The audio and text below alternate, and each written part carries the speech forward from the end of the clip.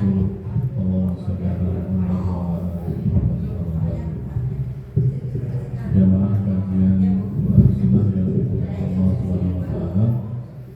Pertama-tama marilah kita panjatkan puji syukur kepada Allah Subhanahu wa taala yang telah banyak memberikan berbagai kenikmatan kepada kita semua sehingga pada malam hari ini kita dapat berkumpul kembali bersilaturahmi dalam rangka mengikuti kajian Quran dan Sunnah yang akan disampaikan oleh Bapak Profesor Dr. Adi Sutrisno. Baik, marilah kita sama-sama buka acara kajian ini dengan membaca basmalah bersama. Bismillahirrahmanirrahim. Kepada Bapak Profesor Dr. Sutrisno kami persilakan. Assalamualaikum warahmatullahi wabarakatuh.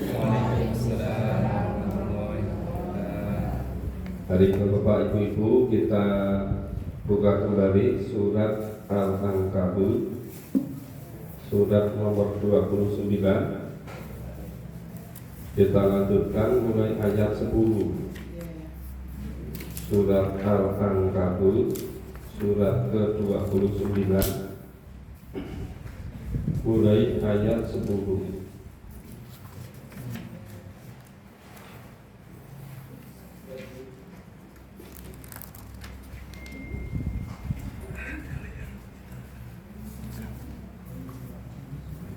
Surat ke-29 Al-Ankabut mulai ayat 10.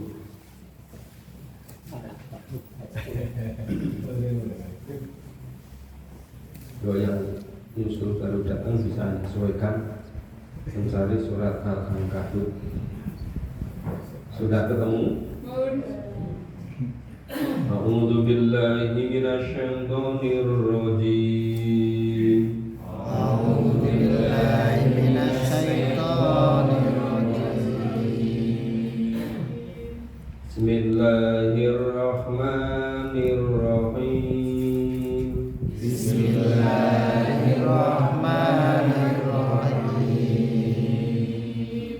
Wa minan nasi man yaqulu amanna billah. Wa minan nasi man yaqulu amanna billah.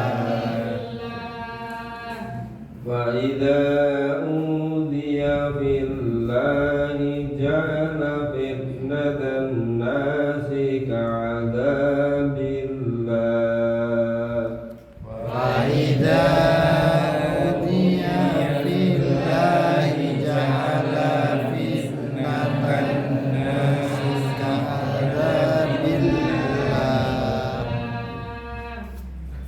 Wa in jaa'a nasrun min rabbika la yaqulunna inna kunna ma'akum. Wa in jaa'a nasrun min rabbika la yaqulunna inna kunna ma'akum.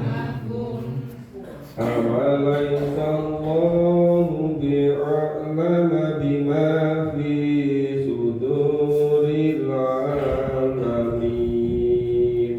Awalaysa Allahu bi'a'lama bima fi suduril alamin.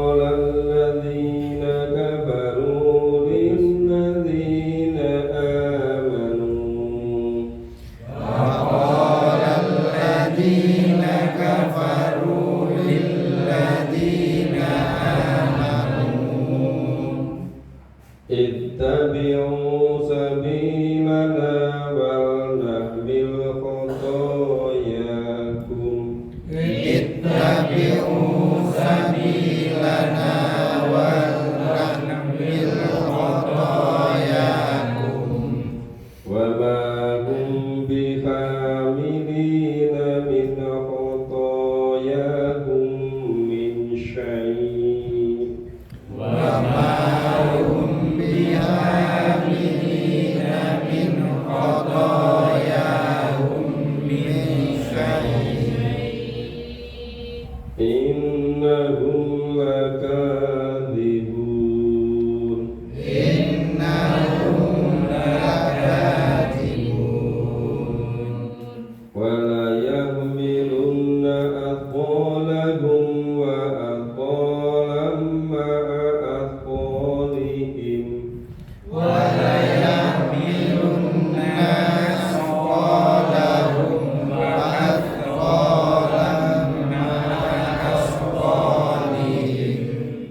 Wala yus'alunna yawmal qiyamati amma kanu yaftarun.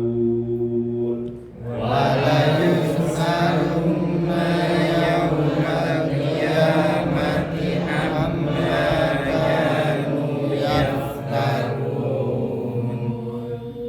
Ya, kita pahami dulu ayat 10 sampai ayat 13. Ayat 10, wa minan nasi, dan sebagian manusia atau di antara manusia, mayakulu, ada yang mengatakan amanna billah, kami beriman kepada Allah.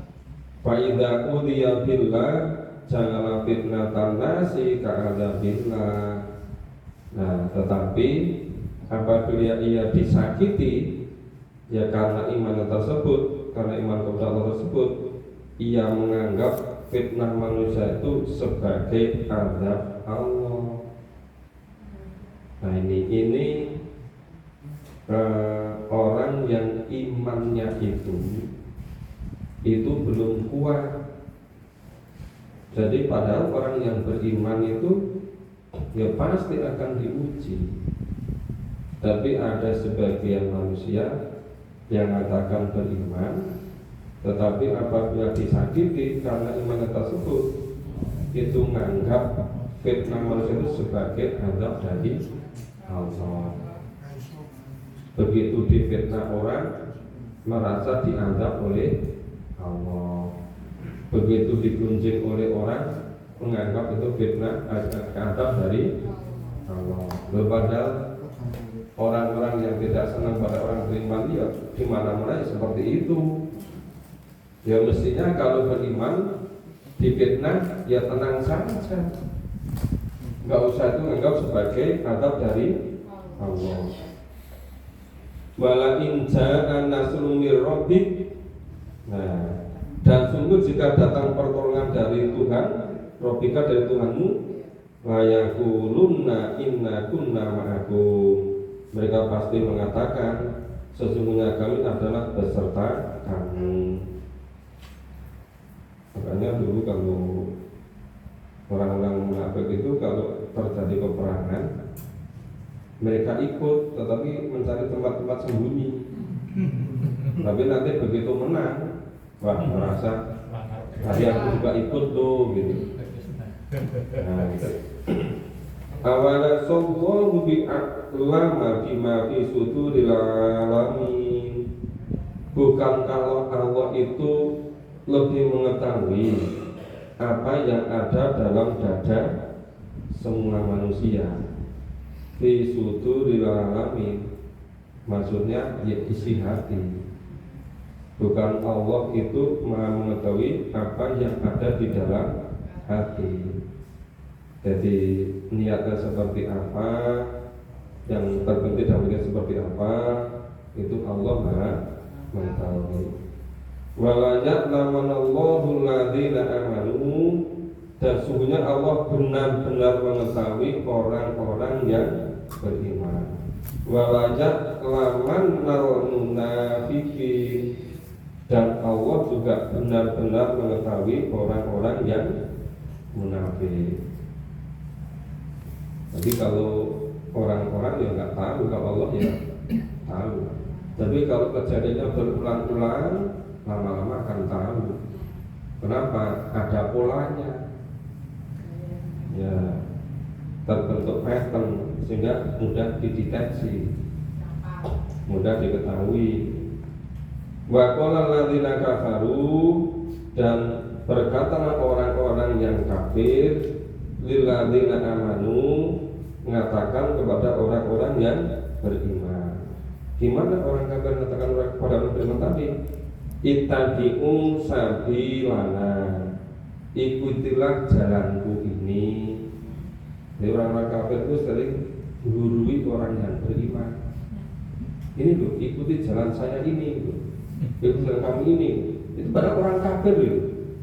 Malah nuntun orang yang beriman, ngajak orang yang beriman.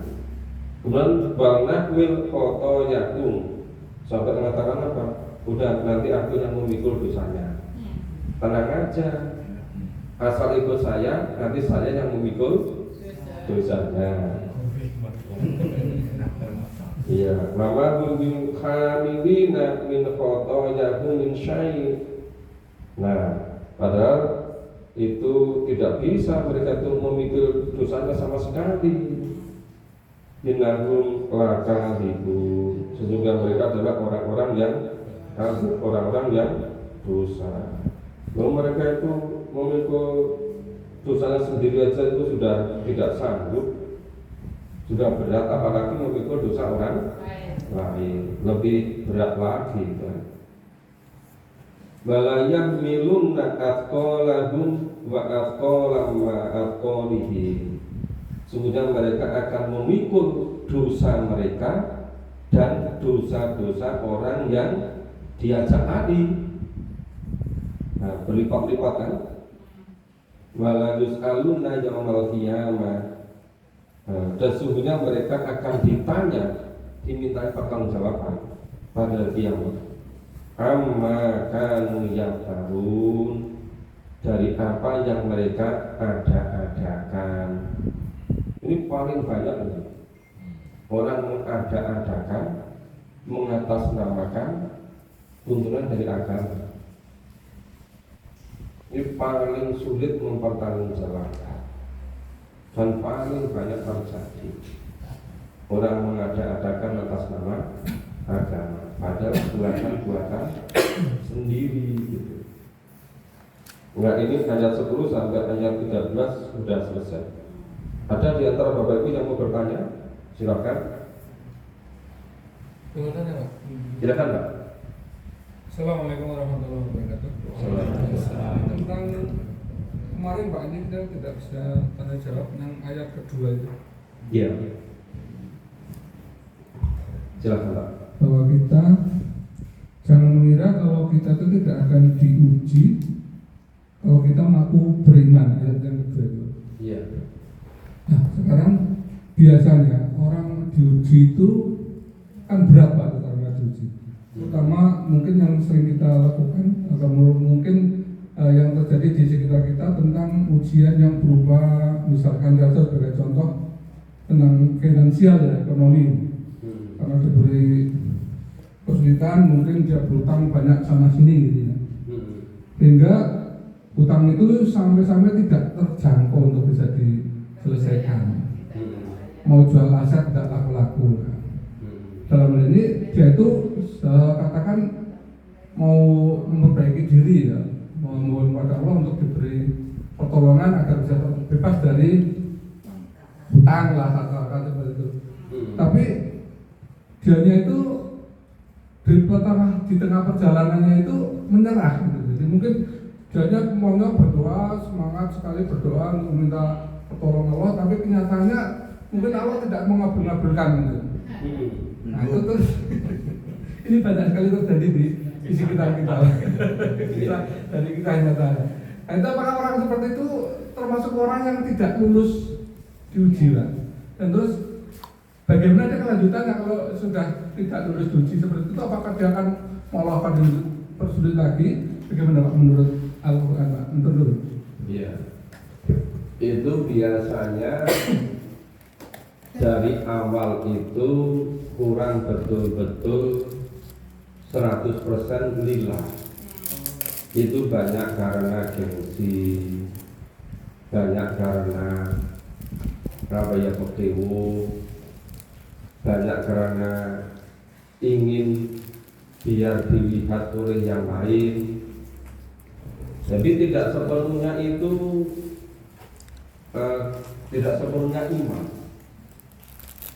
Jadi rata-rata kalau dari awal itu sudah tidak sepenuhnya iman, akhirnya itu yang namanya gengsinya itu lebih menonjol daripada imannya itu. Nah itu yang menyebabkan terus semakin lama semakin berkepanjangan. Tapi kalau misalnya belum terlalu jauh, kemudian segera menyadari apa sih untungnya gengsi, untuk apa itu gengsi-gengsian, itu cepat bisa diperbaiki, cepat bisa diselesaikan. Nah kalau misalnya itu ada sistem yang dibentuk oleh orang Islam, kalau terjadi seperti itu bisa segera diatasi. Ngatasinya tidak bisa langsung misalnya dilunasi, tetapi dengan proses consciousness dulu, proses penyadaran. Misalnya kalau mau menempuh langkah begini, nanti akan dibantu sebagian yang ini agar bisa terselesaikan. Paling enggak ada jangka waktunya, ada jangka waktu tertentu untuk bisa menyelesaikan. Kalau orang biasanya kalau betul-betul imannya kuat itu bisa memperkirakan, oh ini usia masih segini, kemampuan finansialnya begini, itu bisa ngirain lah. Nah kalau misalnya sudah relatif usia lanjut masih kendel berani pinjam, nah itu mungkin termasuk pengecualian.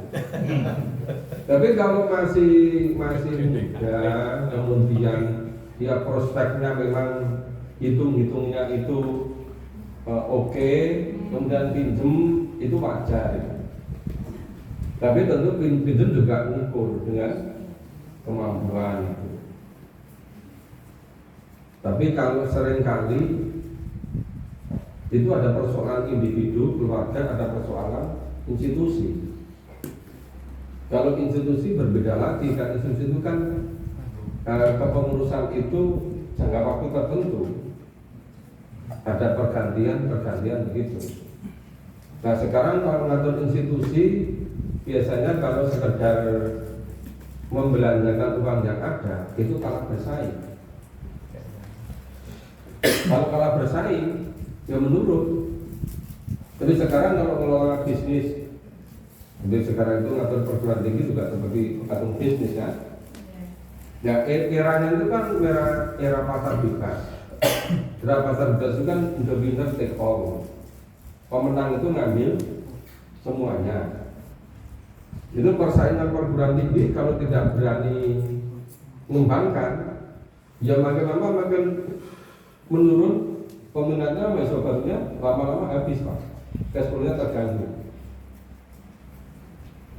Nah itu berbeda mengelola keluarga dengan mengelola lembaga. Nah ini kaitannya sebetulnya tadi terkait dengan ayat 10 itu. Ya orang yang diuji itu ya baru difitnah, baru di gunjing, merasa itu sebagai adab Allah gitu. Padahal sama sekali bukan adab Allah. Ya memang biasa di dunia ini, dimanapun kapanpun berlaku. Orang yang tidak senang, ya memang kerjanya seperti itu, nyacat terus itu, bikin benar terus. Tapi kalau senang, ya salah pun dipuji-puji gitu kan. Makanya mestinya kalau orang yang beriman tidak usah begitu, tidak mau melakukan begitu, dan tidak pula itu kalau dipuji kemudian jadi lebih semangat, kalau dicela jadi berhenti. Biasanya orang yang senang muji-muji sampai melampaui batas itu ada maksud-maksud tertentu, tidak wajar. Ya apa menginginkan pekerjaan, apa menginginkan kedudukan, apa menginginkan yang lain. Mestinya wajar saja, tidak usah begitu. Jadi tadi persoalan itu yang bisa ditanyakan tadi itu akan bisa memutus mata rantai pinjaman yang terus itu kalau rancangan itu bentuk sistem yang bisa ngatasi itu. Penyakit yang paling ganas itu rentenir itu. Itu hampir semua kesasar. Yang namanya petani, pelaut, ya kerja di pasar, termasuk pegawai negeri. Itu baru diumumkan oleh Presiden tanggal 16 Agustus tahun depan gaji naik. Itu sekarang sudah ditawari dari macam-macam, Pak nanti kan tahun depan gajinya naik, iya, terus dipinjemi. Jadi pinjemnya itu setahun lebih duluan dari kenaikan itu. Gitu. Jadi ternyata itu ya, yang bagian pemasaran itu lebih paham gitu. Kadang-kadang presiden umum udah tahu, nanti ternyata diumumkan kenaikannya sekian gitu kan. Memang repot Pak itu. Kalau nggak betul-betul kuat pendirian, kuat imannya, ya terbang ambing. Begitu Pak, ada yang lain? Dan hutang itu katanya ya Pak bisa menjauhkan persaudaraan umum terus tali persaudaraan Pak. Hutang menjauhkan persaudaraan. Iya.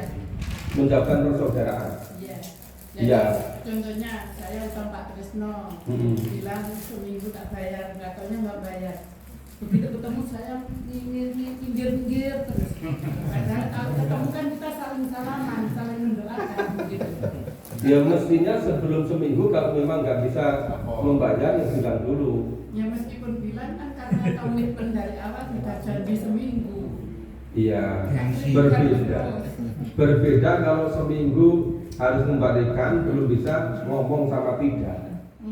Itu berbeda. Misalnya melunasi seminggu, tapi hari ke-6 merasa besok nggak bisa lunasi. Terus beritahu, mohon maaf ya besok sebenarnya saya belum bisa lunasi, mohon diberi kelonggaran. Berarti kelonggaran dikasih waktu seminggu lagi belum bisa lagi, ya minta lagi, dan itu nggak bisa lagi, sampai minta. Gimana kalau itu? Masa bayarnya? Pokoknya sampai bosan. Tapi kan terus Sampai bosan ya. Iya, ada ngomongannya ya Pak. Iya, itu mungkin ada yang ngomongannya. Itu berbeda kalau tidak ngomongan. Ya, tapi kan paling tidak kita udah malu untuk bertemu Bapak gitu loh. Iya. Punya utang itu. Gengsi ya? Ya karena masalahnya merasa kena jasa. Karena kena jasa.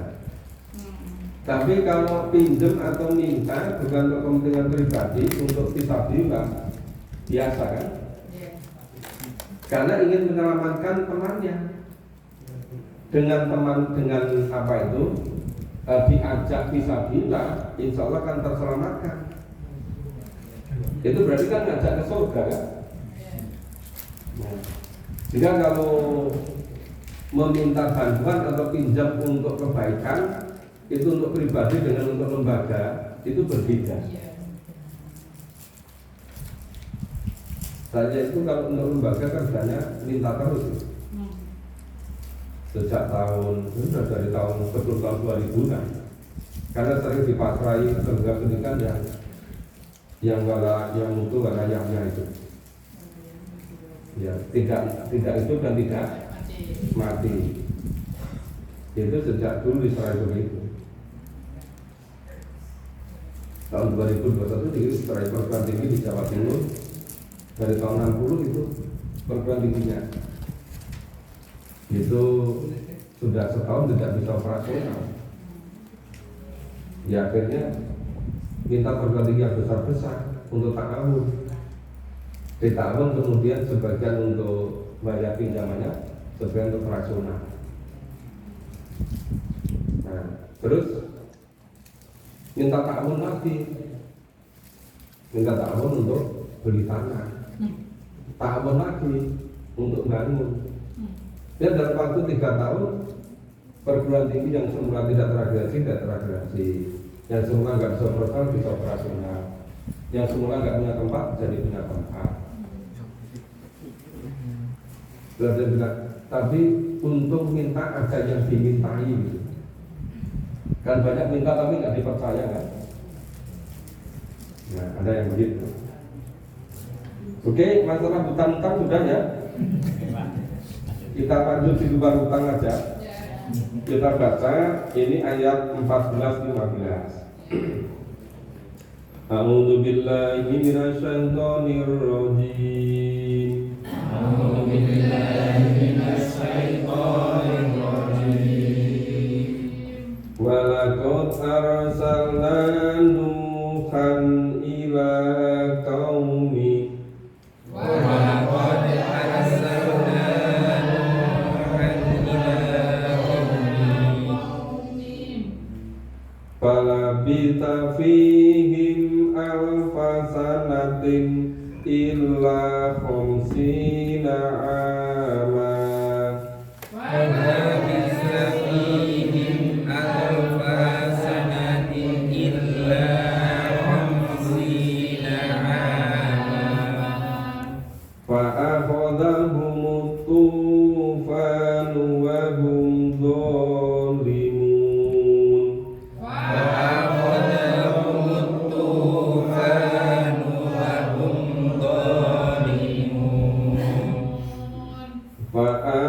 Fa'anjaynahu wa ashabis safinah. Fa'anjaynahu wa ashabis safinah.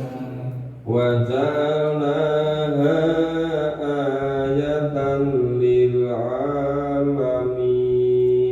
Wa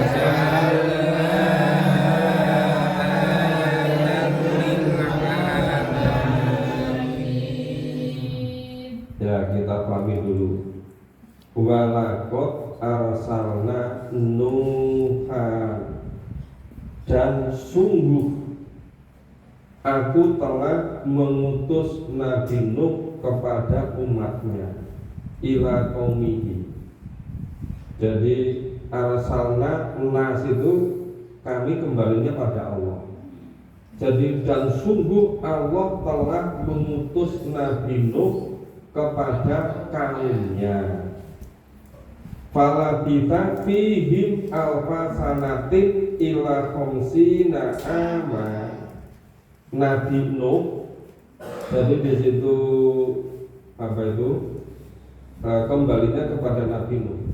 Nabi Nuh tinggal bersama-sama umatnya selama 1000 tahun kurang 50. 1000 tahun kurang 50, berarti 950 tahun.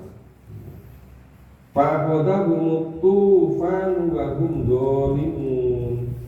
Nah, maka mereka ditimpa banjir besar dan mereka adalah orang-orang yang zalim. Jadi Nabi Nuh sudah berdakwah selama 950 tahun. Tapi yang ikut Nabi Nuh hanya sedikit. Bapak Ibu dakwahnya udah berapa tahun ya? Nggak bisa dibanding dengan Nabi Nuh kan? Ya memang dulu hidupnya itu di dunia lama gitu. Sekarang hidupnya tidak lama. Nah, tapi Nabi Nuh tetap sabar itu. Tapi ketika diejek, dihina, memohon pada Allah, kaumnya dianggap sudah kebablasan gitu kan. Kemudian Allah perintahkan Nabi Nuh untuk membuat kapal. Begitu Nabi Nuh membuat kapal, kaumnya malah ketawain, semakin ngejek. Nah, betul kan? Masa kemarau panjang nggak ada hujan malah bikin kapal gitu kan? Nah, semakin menjadi yang ngejek itu. Maka fa'anjaynahu washabas safinah. Dan ini nanya kembali pada Allah lagi. Dan Allah menyelamatkan Nabi Nuh dan penumpang-penumpang bahtera itu. Safinah bahtera. Wa ja'alnaha ayatan lil alamin. yang demikian itu atau peristiwa itu menjadi pelajaran, menjadi ayat, menjadi tanda. Menjadi ayat itu supaya diambil mau'idhah hasanahnya, ya supaya diambil hikmahnya. Nah, diambil pelajarannya. Lil alamin, bagi semua umat manusia. Nah, ini kalau lengkapnya dikisahkan pada surat dan ayat yang lain. Tapi di sini apa itu kaitannya dengan judulnya itu mengenai cobaan. Cobaannya apa? Dakwah selama 950 tahun kok pengikutnya hanya sedikit. Di situ cobaannya. Makanya kalau misalnya kita ngajak-ngajak yang lain, yang kita ajak belum mau, yuk ingat Nabi Nuh aja. Susah ngajaknya. Iya. Jadi kalau kita ngajak belum mau itu ya sabar. Iya begitu. Kalau menghibur diri, ya innallaha ma'as-sabirin gitu. Biar nggak putus asa gitu. Dia diajak lagi, nanti kuat-kuatan Pak. Masih dapat ya Pak. Oke, kita bisa lanjut. Ya lanjut. A'udzu billahi minasyaitonir rajim. A'udzu billahi minasyaitonir rajim. Wa Ibrahim id qala liqaumihi ibudullaha wattaquh. Wa Ibrahim id qala liqaumihi ibudullaha wattaquh. Dzalikum khairul lakum in kuntum ta'lamun. Dzalikum khairul lakum in kuntum ta'lamun. Innama ta'buduna min dunillah. Innama ta'buduna min dunillah. Min dunillahi awthanan wa tahlukuna ifka. Min dunillahi awthanan wa takhluquna ifka. Innal ladzina ta'buduna min dunillah Innal ladzina ta'buduna min dunillah la yamlikuna lakum rizqan. la yamlikuna lakum rizqan. Fabtahu indallahi rizq Fabtahu indallahi rizq. wa'buduhu waskuru lahu Wa'buduhu washkuru lahu. ilaihi turja'un. Ilaihi turja'un. Wa in tukadzibu faqad kadzdzaba umamun min qablikum. Wa in tukadzibu faqad kadzdzaba umamun min qablikum. Wa ma 'alal rasuli illal balagul mubin.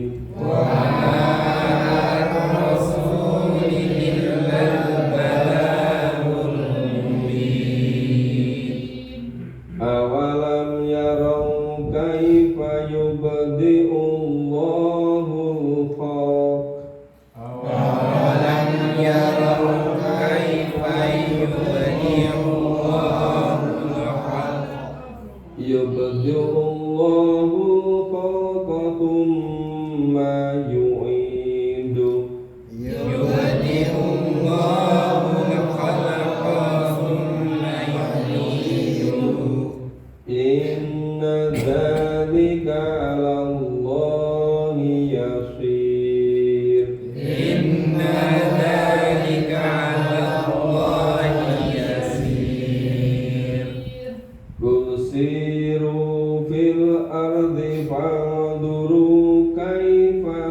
al-khalq Qul siru fil ardi fanzuru kaifa bada'al khalq Thumma Allahu yunsi'un nas'atal akhirah Summa Allahu yunsi'un nas'atal akhirah Inna Allaha ala kulli syai'in qadir Inna Allaha ala kulli syai'in qadir. Ya, ini surat Al-Ankabut itu dari depan isinya cobaan ujian. Setelah ini cobaan kepada Nabi Nuh, ini cobaan kepada Nabi Ibrahim, kemudian kepada Nabi Nuh. Wa Ibrahim idh qala liqaumihi, dan ingatlah ketika Ibrahim, ya ketika dia berkata kepada kaumnya, Ubudullah wa taqu, sembahlah Allah dan bertakwalah kepadanya. Ya, dzalikum khairakum in kuntum ta'lamun. Yang demikian itu lebih baik bagimu jika kamu mengetahui. Sebenarnya Ibrahim itu kan ngomongnya kan bagus kan, ya ngajak dengan kebaikan kan, dan kepada kaumnya secara baik-baik, gitu kan. Nah, sembahlah ulilmu Allah, bertakwalah kepada Allah. Ya, itu lebih baik bagi kamu jika kamu mengetahui. Innama ta'buduna min dunillah awthana, sesungguhnya apa yang kamu sembah selain Allah adalah berhala. Terus watahluku ifka, dan kamu membuat dusta, ifka. Innal ladzina ta'buduna min dunillah, sesungguhnya yang kamu sembah selain Allah, min dunillah, selain Allah, la yamlikuna lakum rizqa, tidak mampu memberikan rezeki kepadamu sama sekali. Nah, yang disekutukan oleh itu berhala. Berhala tidak bisa mendatangkan rezeki. Fatahu indallahi rizqa. Nah, maka mintalah rezeki kepada Allah. Ya. Wa'buduhu waskurulah. Nah, maka sembahlah Allah dan bersyukurlah kepada Allah. Ilaihi turja'un, dan hanya kepada Allah lah kembali semuanya. Kembalimu semuanya, untuk kamu semua dikembalikan hanya kepada Allah. Nah, ini sebenarnya kan bagus sekali ajakan Nabi Ibrahim ini. Wa in tukadzibu faqad kadzdzaba umamun min qablikum. Dan jika kamu, ini kamu siapa? Kamu orang-orang yang kufur. Ya. Kamu orang yang mendustakan, yang tukadzibu. Ya, faqad kadzdzaba umamun min qablikum. Maka umat yang sebelum kamu juga telah banyak yang mendustakan. Jadi kalau mendustakan Nabi itu bukan hanya sekarang, dulu-dulu juga banyak terjadi. Sudah seperti itu. Wa ma'ala rasuli illal balagul mubin, dan kewajiban Rasul itu tidak lain hanyalah menyampaikan dengan mubin, dengan seterang-terangnya, dengan senyata-nyatanya, dengan sejelas-jelasnya. Jadi kewajiban Rasul, kewajiban Nabi hanya menyampaikan. Nah, terus ketika Nabi Rasul sudah wafat gimana? Loh kan al-ulama warasatul anbiya. Jadi tugas kerasulan, tugas kenabian itu tidak pernah berhenti selama masih ada dunia, masih ada ulama, yaitu Berarti kalau dalam Islam sebenarnya semua orang berkewajiban. Semua orang berkewajiban untuk berdakwah, untuk mengajak kepada kebaikan. Awalam yaro kaifa yubdi'ullahul khalq. Apakah mereka tidak memperhatikan bagaimana Allah menciptakannya? Ya. Tsumma yu'idu. Ya, kemudian Allah menciptakan yubdi'u permulaannya, kemudian mengembalikannya, ya, mengulanginya. Mengulangi apa? Mengulangi penciptaan. Jadi setelah di dunia, kemudian meninggal, dikubur, besok ya berbaat, diciptakan lagi, muncul lagi. Inna dzalika 'alallahi yasir. Sesungguhnya yang demikian itu amat mudah bagi Allah. Ya, apalagi menciptakan yang dari sudah ada, yang pernah ada, yang belum pernah ada pun mudah bagi Allah. Karena Allah zat yang maha pencipta. Ini sebetulnya ayat-ayat seperti ini, peristiwa-peristiwa kenapa dikisahkan kembali? Terus beruntun dikisahkan untuk apa? Itu dulu ya, ketika Nabi dan para sahabat itu periode Mekah, itu semakin lama tekanan dari orang kafir itu semakin menjadi-jadi. Jadi sebetulnya kisah seperti ini itu untuk memperteguh keyakinan para sahabat supaya kokoh menghadapi gangguan-gangguan dari orang-orang yang tidak senang. Jadi tujuannya untuk memperkokoh terus.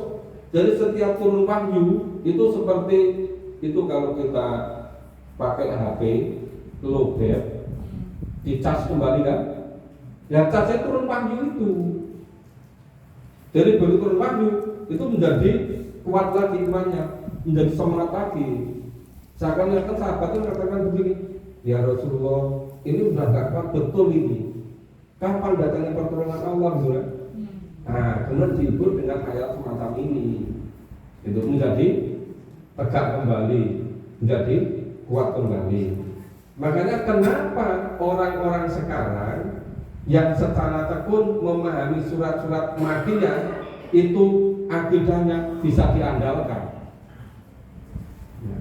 Coba memang jumlahnya nggak banyak yang nekuni betul-betul memahami surat-surat Makkiyah. Biasanya di Indonesia itu kan dari awal-awal langsung yang terkait dengan hukum, yang terkait dengan ibadah mandor gitu kan. Ya, yang surat-surat tentang apa itu keimanan yang turun periode Mekah selama 13 tahun itu tidak betul-betul ditekuni. Makanya rata-rata akidahnya tidak kuat gitu.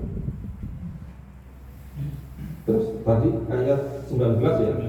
Ayat 20. Qul siru fil ardi. Katakan berjalanlah di muka bumi.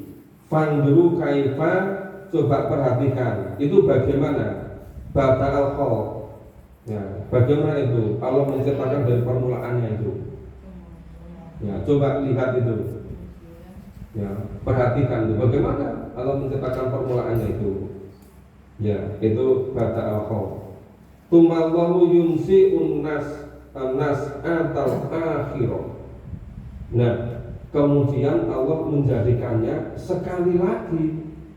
Sekali lagi itu kapan? Itu pada yaumul ba'ats itu. Dihidupkan kembali.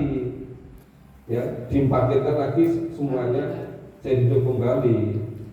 Ala kulli syai'in qadir. Innallaha ala kulli syai'in qadir. Sesungguhnya Allah itu Maha Kuasa atas segala sesuatu.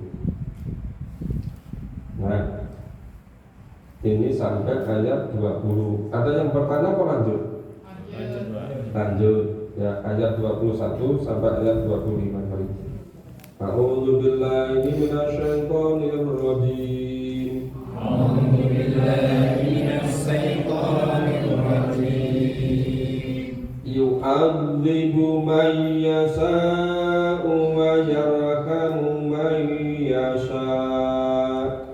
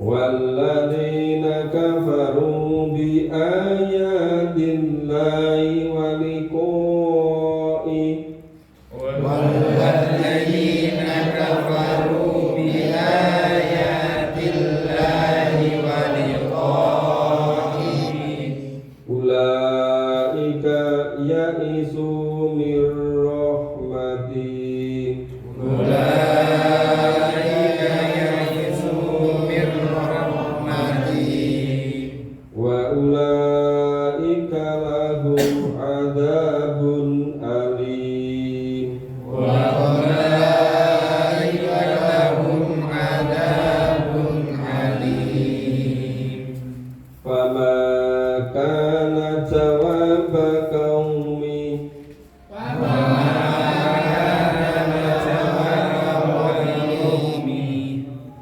illa an qalu qatuluhu aw harriquhu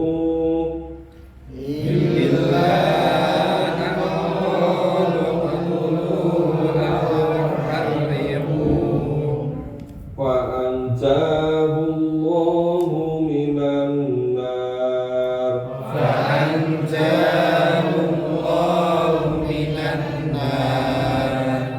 inna fi dzalika laayatin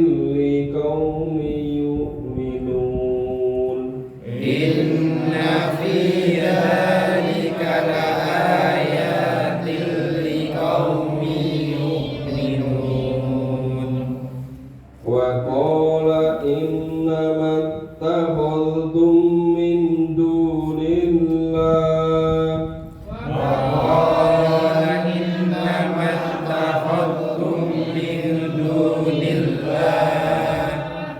min dunillahi awtanam mawaddata bainakum fil hayati dunya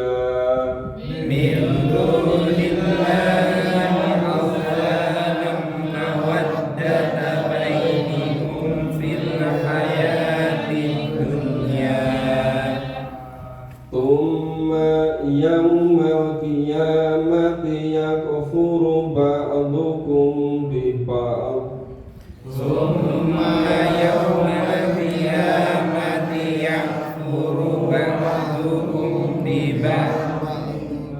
wa yal'anu ba'dukum ba'dan wa ma'wakumun nar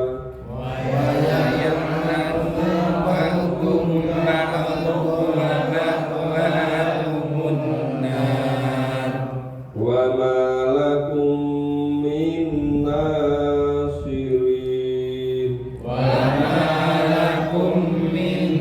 nasirin ya kita pahami yu'adzibu mayyasha Allah mengadab siapa yang dikehendaki wa yarhamu mayyasha dan Allah memberi rahmat kepada siapa yang dikehendakinya. Itu maksudnya. Itu siapa yang menempuh jalan ketentuan kepada kebaikan, dia akan dapat rahmat. Siapa yang menempuh jalan kesesatan, ya dia akan mendapat adab itu. Jadi itu konsekuensi, itu kausalitas itu. Wa ilahi tuqallahu, dan hanya kepada Allah lah kamu akan dikembalikan. Wa ma antum bimu'jizina fil ardi wala fis sama, dan kamu sekali-kali tidak dapat melepaskan diri dari azab Allah baik di bumi maupun di langit. Nggak bisa lari kemanapun. Yang namanya menempuh jalan sesat, ya pasti dapat azab itu. Wa ma lakum min dunillah min waliyyin wala nasir. Nah, akibatnya apa? Itu tidak akan pernah mempunyai pelindung dan tidak akan pernah memperoleh penolong selain dari Allah. Jadi orang yang mengatakan nanti minta syafaat pada Rasulullah, ya Rasulullah itu kalau diminta syafaat izin dulu pada Allah. Kalau mengizinkan ya dapat syafaat, kalau enggak ya tidak. Nah, karena Rasulullah itu ya itu hanya sebagai ini matur kepada Allah. Gitu.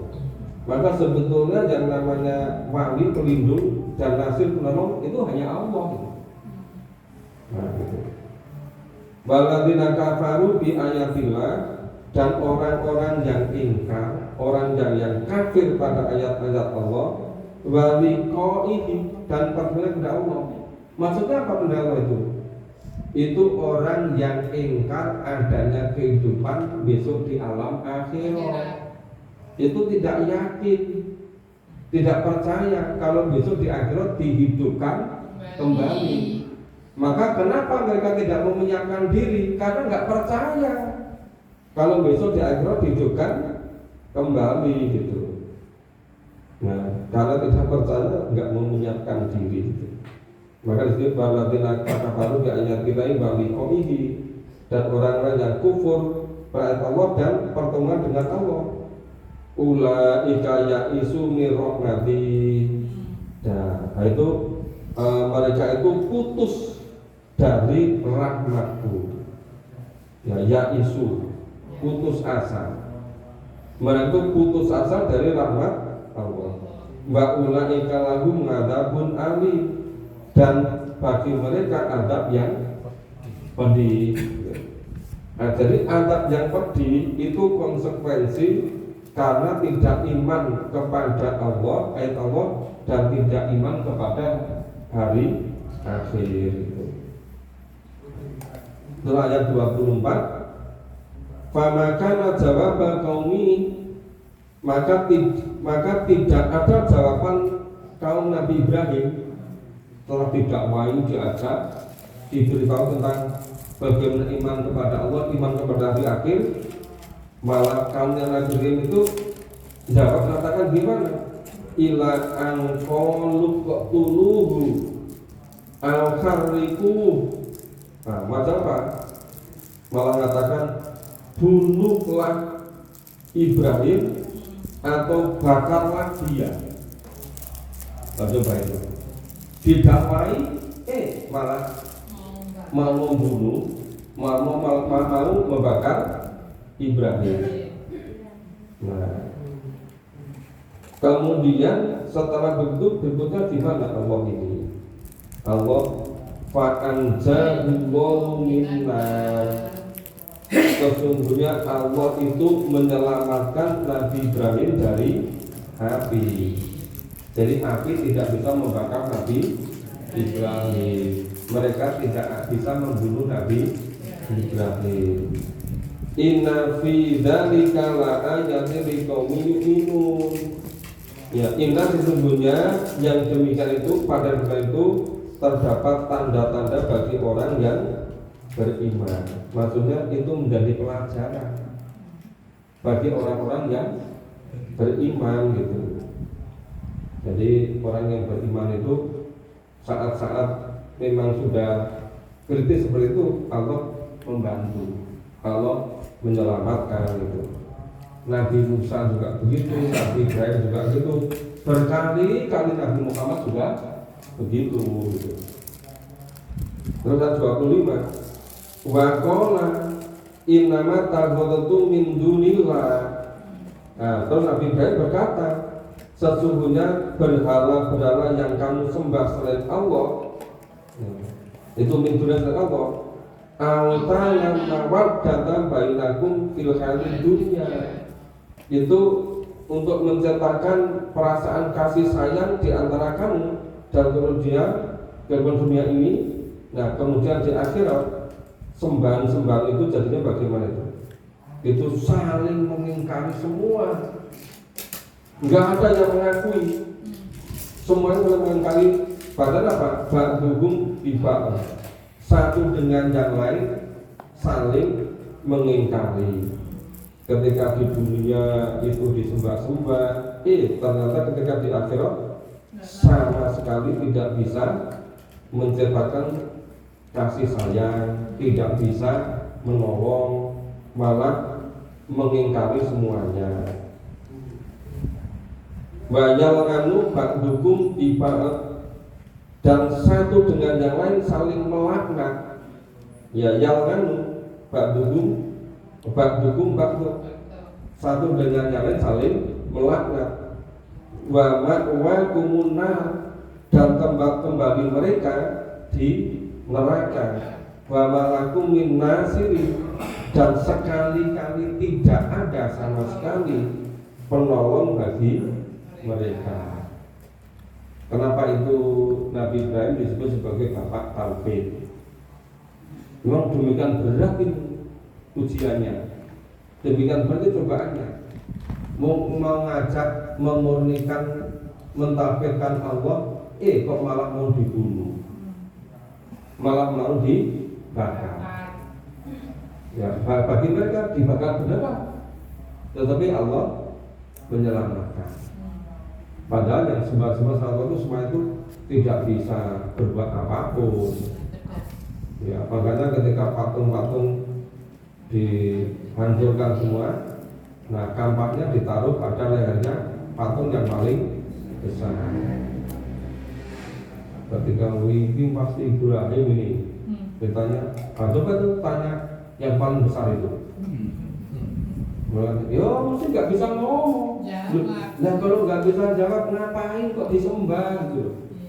Itulah proses bagaimana Nabi Ibrahim menyadarkan umatnya. Tapi ternyata umatnya malah marah gitu loh. Malah bangkit kesombongannya, malah bangkit kemarahannya, malah membakar Nabi Ibrahim. Kemudian Allah menyelamatkan Nabi Ibrahim selamat. Ya, sampai ayat 25 malam hari ini di surat Al-Ankabut. Mungkin masih ada yang mau bertanya, silakan. Dalam menghadapi kisah-kisah bagaimana beratnya cobaan yang dialami oleh para nabi, para rasul, dan orang-orang yang beriman. Jadi di awal surat itu ya orang yang beriman semuanya diuji.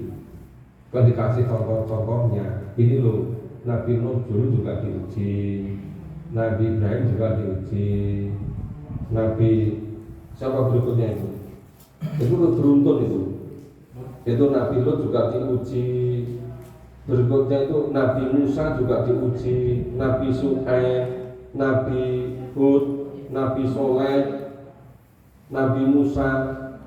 Itu sekian banyak ini contoh nabi-nabi yang diuji, yang dikasih cobaan oleh Allah. Itu semuanya dikisahkan kembali di dalam Al-Quran supaya orang-orang yang beriman itu betul-betul kuat imannya, kokoh imannya, sehingga kalau ada fitnah, ada gangguan, ada godaan, itu nggak anggap itu sebagai adab dari Allah. Oke, silakan kalau ada Bapak Ibu. Silakan Pak.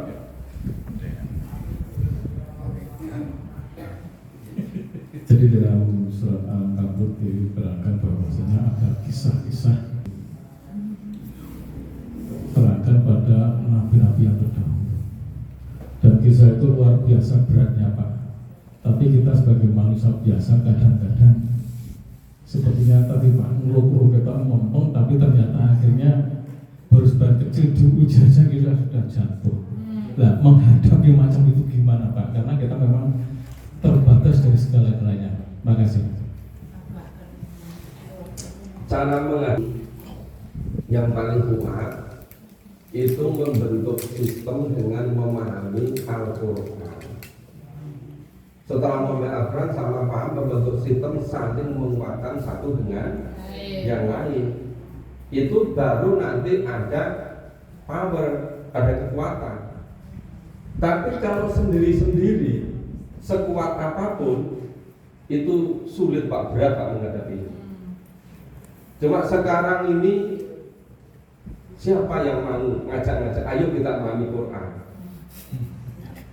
Kesimpulan saya sejak dulu itu dulu ketika orang-orang Islam secara sungguh-sungguh, secara kafah memahami dan mengamalkan Quran, orang Islam itu bisa luar biasa kekuatannya, luar biasa kemajuannya. Kan dibuktikan dari akhir abad 7 Masehi sampai abad ke 13, 14, masuk 15 ya. Tapi begitu orang Islam itu mulai kendor, sudah nggak fokus lagi memahami dan mengamalkan Quran, akhirnya kok keimanannya lemah, daya juangnya lemah, ketekatannya mudah luntur, mudah terhenti. Nah itu awal keruntuhan, awal kelemahan umat Islam. Dan sampai sekarang belum bangkit kembali, kecuali sebentar ketika awal abad ke-20 yang digelurakan oleh Jamaluddin Al-Afghani. Dulu Ustaz Sumedi, Kiai Sumedi sudah nyinggung sedikit waktu pengajian di minggu malam di rumah Sambisari.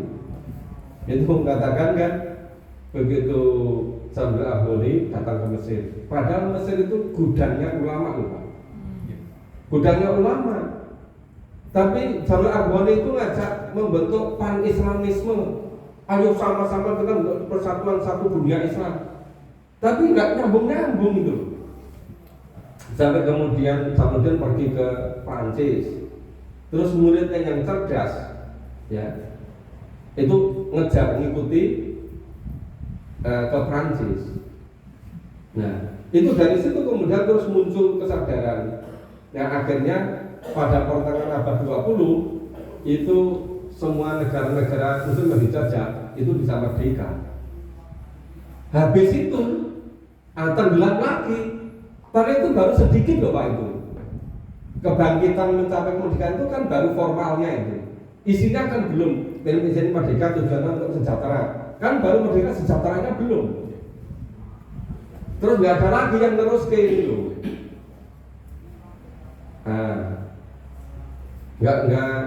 nggak begitu mereka memahami dan mengamalkan Quran, sehingga menjadi lemah kembali. Jadi kembali ke pertanyaan tadi, itu caranya bagaimana supaya tangguh pas menghadapi itu. Itu yang paling kuat, itu dengan memahami ayat Quran. Nanti ada proses internalisasi, kalau semua ada kesadaran, membentuk sistem kesatuan. Satu dengan lain saling menguatkan. Cuma masalahnya siapa yang ngajak-ngajak dan siapa yang ngajak itu. Kenapa? Sekarang itu filosofinya adalah serba kapitalis, materialis, hedonis itu loh Pak. Nah ini nanti sejatanya besok di akhirat kesukaan pelangatan, yaitu jadi ada tenan penghak akhirat itu. Malah gitu kok katanya. Tapi asal mereka mau memahami Quran, nanti akan ketemu semua. Cuma karena Quran itu demikian banyak, memang sabar nggak bisa cepat-cepat itu loh. Padahal generasi sekarang itu banyak instan. Jadi nggak kalah dengan mie instan. Maunya cepat-cepat itu loh. Tidak mau sabar. Padahal memahami Quran perlu waktu, perlu istiqomah gitu. Nah sementara begitu Pak Bun. Terima kasih. Nah paling nggak ayolah bareng-bareng kita ngajak-ngajak yang lain gitu. Dan nanti semakin ada kesadaran baru, sungguh-sungguh ya insya Allah nanti semakin sungguh-sungguh semakin banyak yang mau memahami Al-Quran. Demikian Bapak Ibu untuk malam hari ini. Insya Allah kita lanjutkan minggu depan. Ini memang apa ya? Surat Al-Ankabut isinya sangat padat. Ya pelan-pelan Insya Allah kita bisa memahami secara tuntas. Mohon maaf kalau ada kurang dan salahnya. Assalamualaikum warahmatullahi wabarakatuh. Waalaikumsalam warahmatullahi wabarakatuh.